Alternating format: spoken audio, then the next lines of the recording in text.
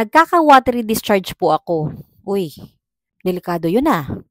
Pero di naman madami. Nakakailang ultrasound na ako, okay naman panubigan ni baby. Normal ba yun sa nag-insert ng Herages? Ang tanong ko sa'yo, mami, hindi mo ba to sinabi sa OB mo na nagkakaroon ka ng water discharge?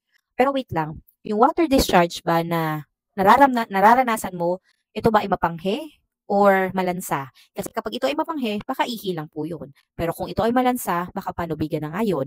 Pero kapag ito ay panubigan, kailangan po sabihin mo sa OB mo. Kasi dapat kapag nilalabasan ka na ng panubigan or tubig, you need to inform your doctor. Baka kasi leaking bow ka na. Meron lang oras yan kasi baka mamaya nauubusan ka na ng tubig. Hindi normal na magkaroon ng watery discharge sa isang buntis na nag-i-insert ng Herages. Ang Herages po is para mapigilan ang preterm labor. So, dapat hindi ka nagkakaroon ng watery discharge. For now, ang advice ko sa'yo, kung talagang watery discharge yan or kung talagang panubigan yan, you need to inform your doctor para malaman kung ano na yung next management sa'yo. Kasi hindi ka pwedeng maubusan or matuyuan ng tubig sa loob kasi magkakaroon ng fetal distress. And para mag-monitor na rin kung gaano pa kadami yung water mo sa loob at ano ba yung pwedeng management sa'yo. Kasi possible, kaya ka binigyan ng Herages, hindi ka pa kabuanan.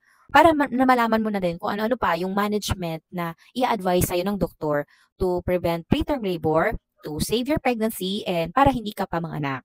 So, yun lang, mami. I hope this video helps you. So, ngayon, advice ko, inform your doctor na. So, yun lang po. Good luck sa'yo, mami, ha? And keep safe. So, balitaan mo kung anong nangyari sa'yo, ha? Bye!